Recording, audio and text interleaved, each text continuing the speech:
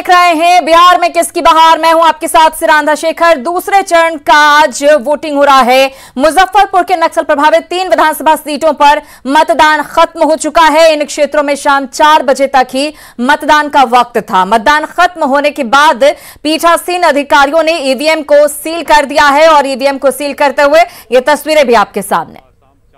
मुजफ्फरपुर के 3 विधानसभा क्षेत्र पारू, साहेबगंज और मीनापुर में शाम 4 बजे तक ही वोटिंग होनी थी और इसके बाद जैसे ही मतदान की प्रक्रिया समाप्त हुई है, जो ईवीएम को सील करने की प्रक्रिया है वो शुरू कर दी गई है और तमाम बूथों पर जो ईवीएम के कंट्रोल यूनिट्स हैं उसको तमाम जो पार्टियों के अभिकर्ता हैं उनके समक्ष ये सील करने की प्रक्रिया की जा रही है और ये कोशिश हो रही है कि किसी प्रकार की कोताही नहीं बरतें। यहाँ के प्रिजाइडिंग ऑफिसर जो हैं, क्या सर ये सील किया जा रहा है?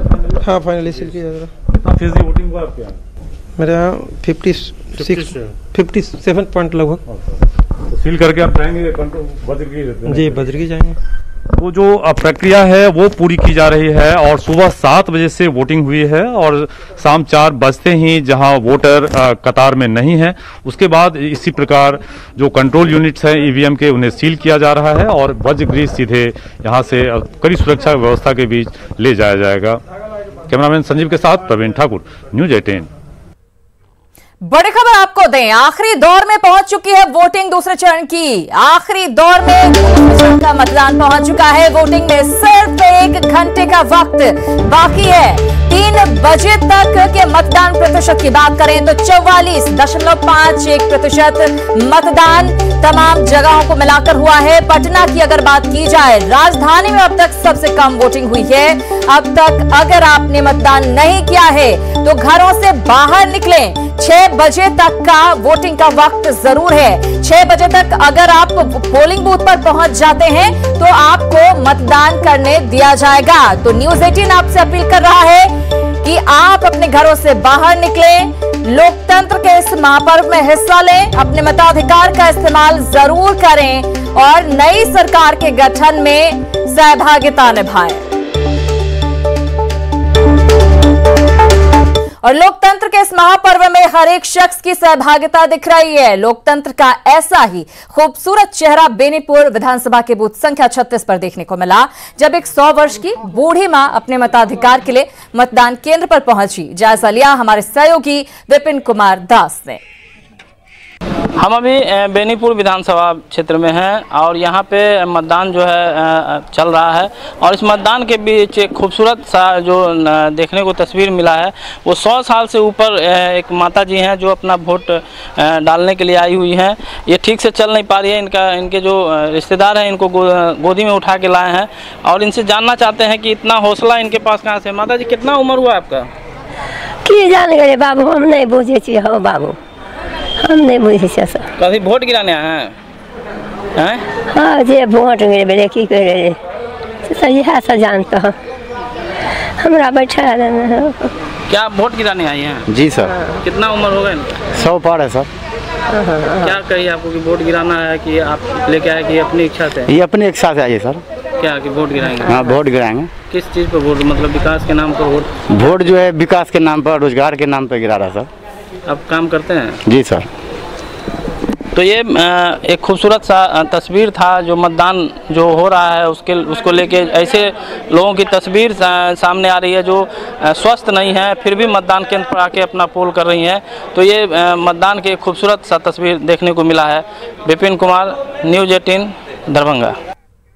तो शरीर लाचार है लेकिन मताधिकार का सवाल है, इसीलिए बूढ़ी मां भी 100 साल से ज्यादा की हैं लेकिन वोट करने पहुंची है। मुजफ्फरपुर की बात करते हैं। यहां पर नक्सल प्रभावित 3 विधानसभा सीटों पारू, साहेबगंज और मीनापुर में मतदान खत्म हो चुका है। मतदान कर्मियों ने यहां पर ईवीएम को सील कर दिया है। यहां पर 4 बजे तक ही मतदान का समय था। इन तीनों सीटों पर औसतन 55% से अधिक मतदान हुआ है। जायजा लिया हमारे सहयोगी प्रवीण ठाकुर ने।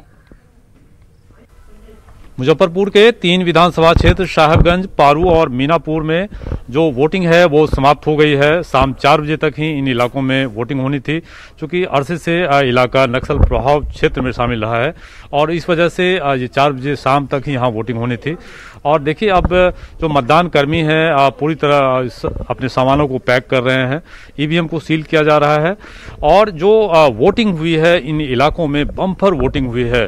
जिन इलाकों में शाम 4 बजे तक वोटिंग हुई है वहां 55% के आसपास वोटिंग होना अपने आप में इस कोरोना काल में दिखाता है तो कैसे लोगों की आस्था है लोकतंत्र के प्रति और अपने प्रत्याशियों को चुनने की जिद है वोटरों में।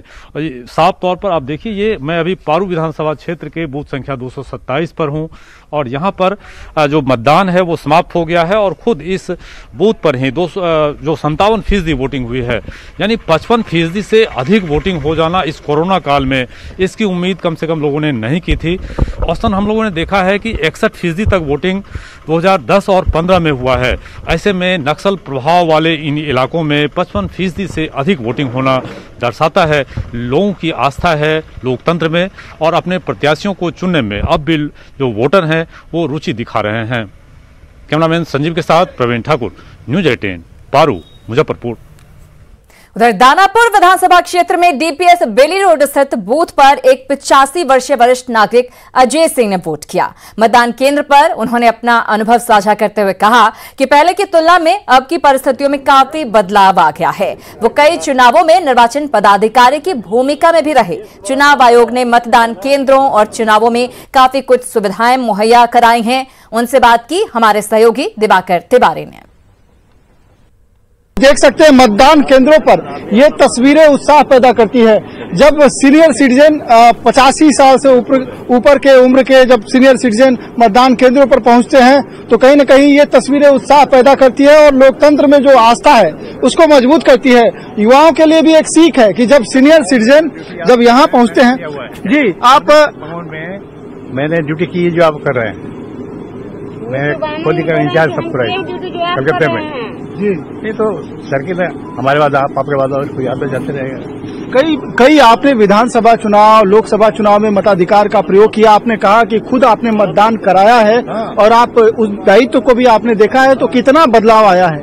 बहुत बदलाव। उसमें तो भीड़ भाड़ इतनी होती थी, मार वहाँ लगाना पड़ता कॉन्स्टेबल समझ लाइन पर लाइन लगाओ, इतनी भीड़ होती थी।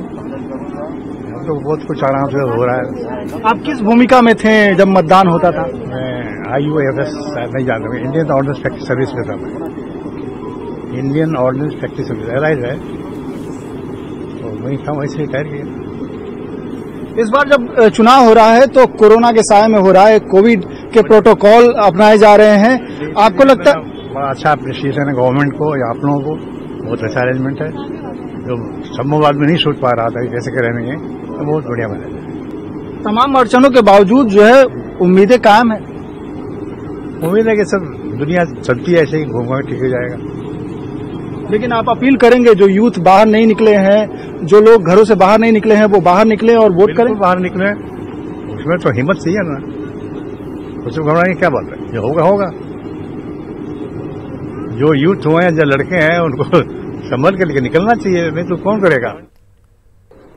तो 85 वर्षीय बुजुर्ग अजय सिंह को सुन रहे थे आप, जिन्होंने अपने अनुभव को साझा किया है। आप देखिए व्हील चेयर पर आए हैं, शरीर जो है बहुत ज्यादा साथ नहीं दे रहा है, लेकिन फिर भी उत्साह गजब का नजर आ रहा है अपने मताधिकार को लेकर, लोकतंत्र के अपने अधिकार को लेकर। दूसरों से भी अपील करते हुए नजर आए कि आप भी घरों से बाहर निकलिए और अपने इस अधिकार को इस्तेमाल कीजिए, नहीं तो बाद में पछताना पड़ेगा। बाद में आपको कोई हक नहीं होगा ये कहने का कि ये सरकार मेरे लिए अच्छी है और ये नहीं अच्छी है। इसलिए आप भी घरों से बाहर निकलिए और अपने मताधिकार का इस्तेमाल करिए। डीपीएस पर ये बूथ जो है बनाया गया है दानापुर में, और यहीं पर सभी लोग बहुत ही व्यवस्थित तरीके से कोविड-19 के समय में सभी का टेम्परेचर लिया जा रहा है। मास्क बाकायदा लोगों ने लगा रखा है। सोशल डिस्टेंसिंग का पालन करते हुए भी लोग यहां पर नजर आ रहे हैं और यहां पर वोटिंग हो रही है।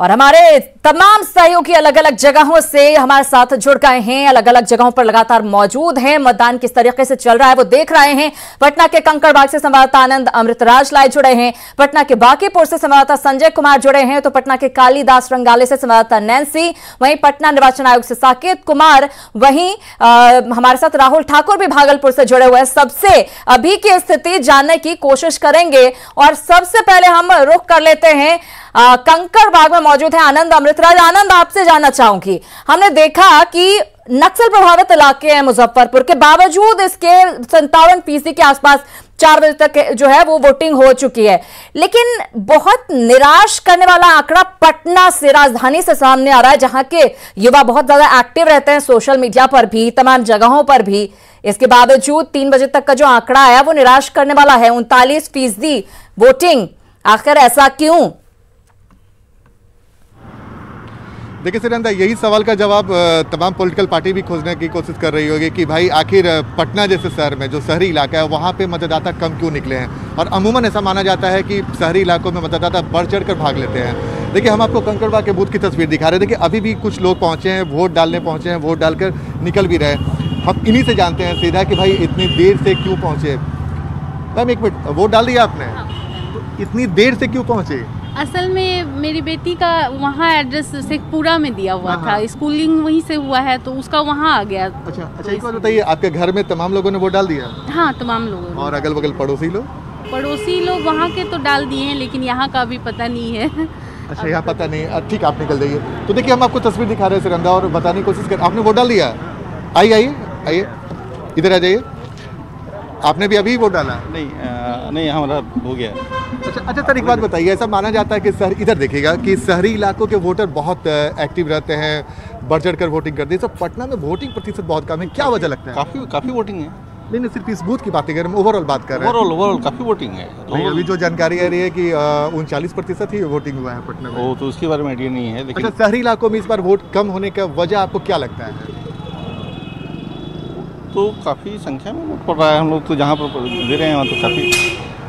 देखिए, बिल्कुल निश्चित रूप से ये सवाल जो है बनता है और इस सवाल का जवाब भी ढूंढना होगा कि जागरूक लोग, पढ़े लिखे लोग, शहर में रहने वाले लोग जो कि ज्यादा एक्टिव रहते हैं इन तमाम चीजों को लेकर, वोट देने के लिए, बूथ पर जाने के लिए आखिर क्यों इतनी उदासीनता उनमें होती है। नैन्सी का भी रुख कर लेते हैं, नैन्सी भी हमारे साथ जुड़ी हुई हैं पटना से ही। नैन्सी, आपसे जानना चाहूंगी कि आप इस वक्त पटना की कालीदास रंगालय पर मौजूद हैं, वहां पर किस तरह का माहौल आपको देखने को मिल रहा है, मतदाता कितने उत्साहित नजर आ रहे हैं?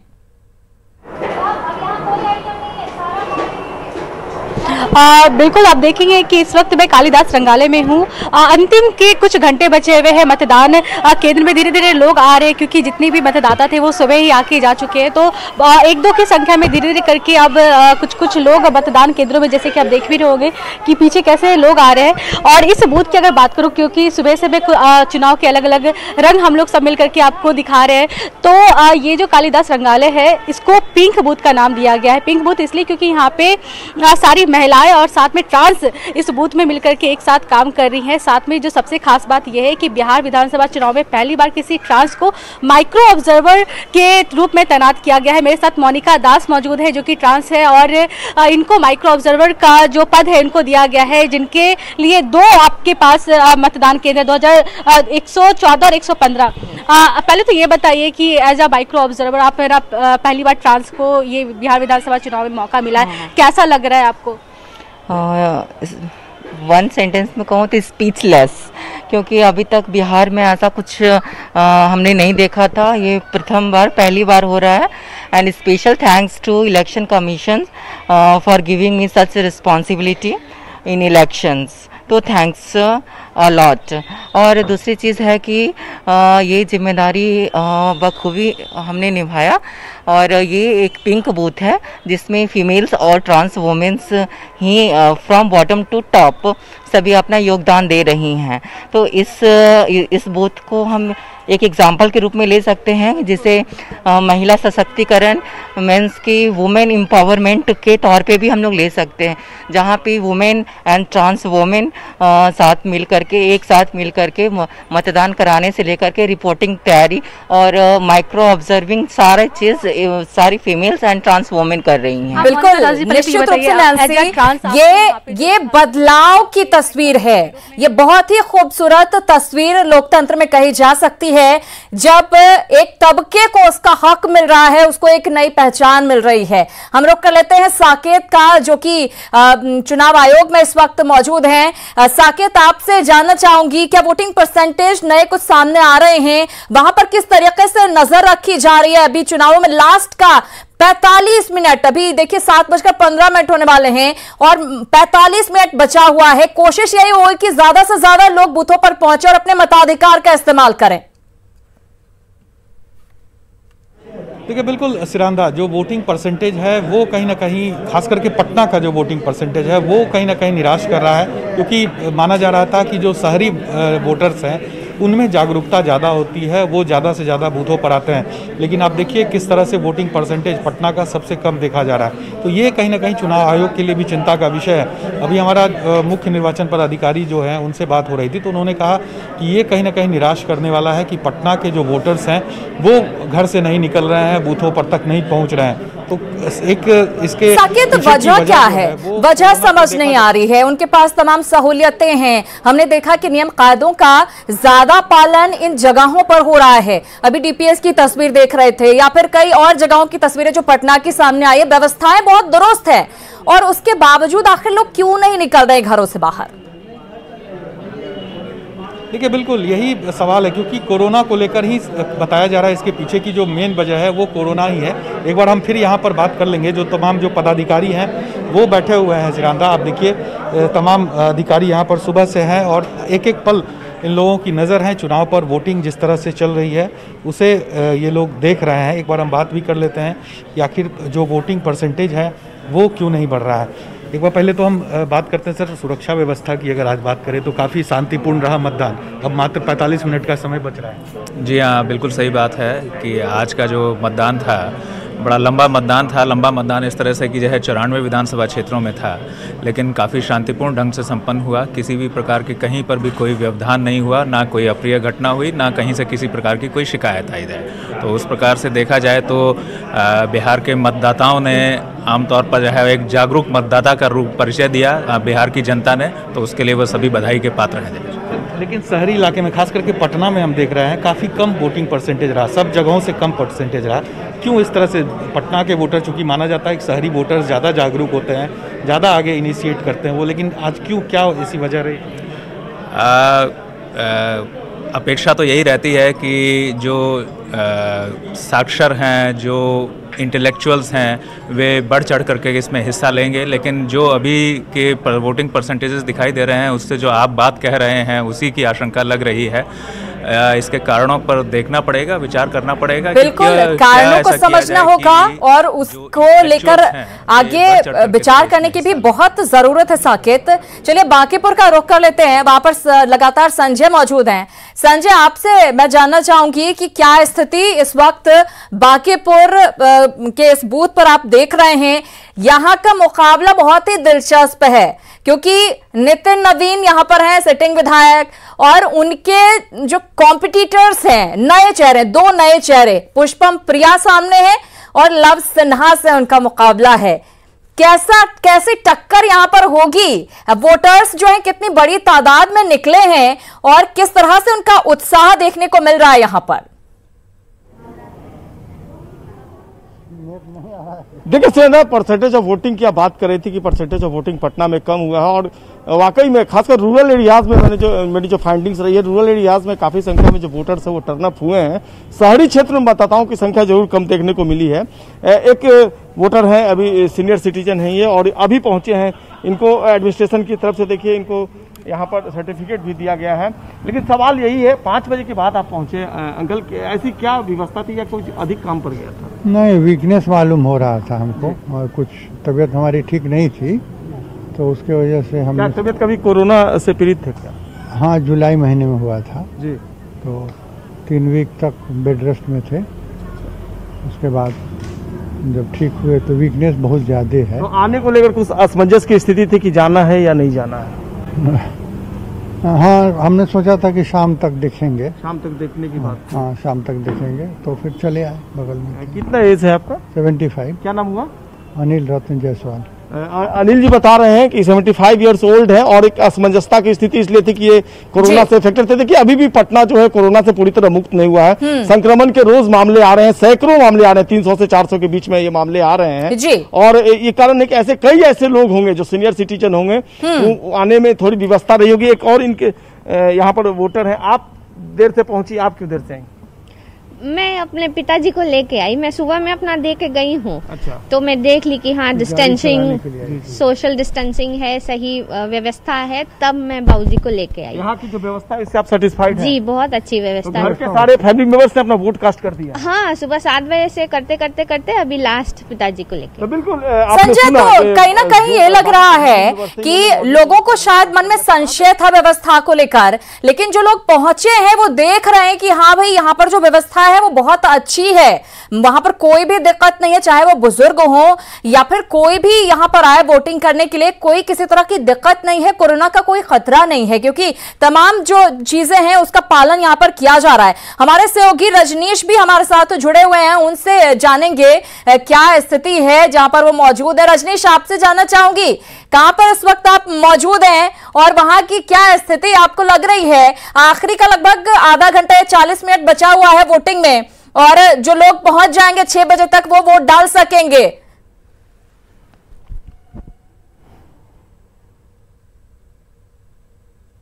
रजनीश,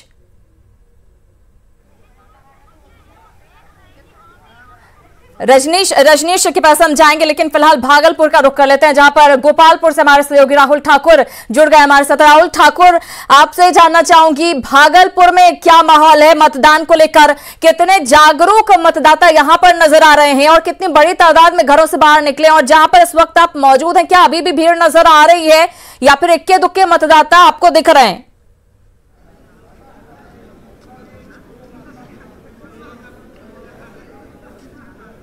राहुल, क्या आप हमें सुन पा रहे हैं? राहुल से भी बातचीत करने की कोशिश करेंगे। फिलहाल आनंद का रुख कर लेते हैं। आनंद, आप वहां पर जरा तस्वीरें दिखाइए। आप कह रहे थे कि वहां पर बहुत ही अच्छी व्यवस्था वहां पर भी की गई है। आप जहां पर कंकड़बाग में इस वक्त मौजूद हैं बूथ पर, आप बातें भी कर रहे थे, लोगों को तो ऐसा लग रहा था कि नहीं बहुत भीड़ आ रही है, वोटिंग वहां पर हो रही है, लेकिन वजह क्या है कि प्रतिशत नहीं बढ़ पा रहा है? जरा तस्वीरें भी दिखाइए और कुछ और वोटर्स से बात करने की कोशिश भी कीजिए। बिल्कुल सिरंदा, देखिए हम इसकी तस्वीर दिखा रहे हैं आपको। देखिए अभी भी कुछ लोग पहुंचने लगे हैं, अभी भी कुछ लोग पहुंच रहे हैं, पूरा परिवार अभी पहुंचा है और इन्हें सैनिटाइज किया जा रहा है और हाथों में ग्लव्स दिया जा रहा है। उसके बाद ये वोट डालने निकलेंगे। तो जाहिर सी बात है अभी भी लोगों का आने का सिलसिला जारी है। क्यों इतनी लेट से क्यों आए? ये थोड़ा घर में काम था। अच्छा, घर का काम खत्म करने के बाद? दिवाली का सीजन चल रहा है ना। अच्छा ठीक है, आप आइए वोट डाल के आइए, लेट हो जाएगा। आप भी बहुत लेट आई? हाँ, घर से लेट हो रहा था।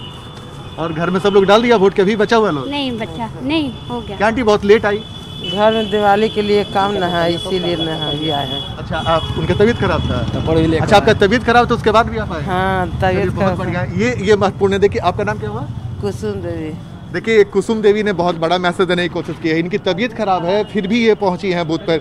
तो हम बार बार आपको यही दिखाने की कोशिश कर रहे हैं और यही बताने की कोशिश कर रहे हैं कि वो लोग जो अभी भी आधा घंटा का वक्त बचा हुआ है, जो लोग वोट डालने नहीं पहुंचे वो जल्द से जल्द पहुंचे और अपना वोट कास्ट करें।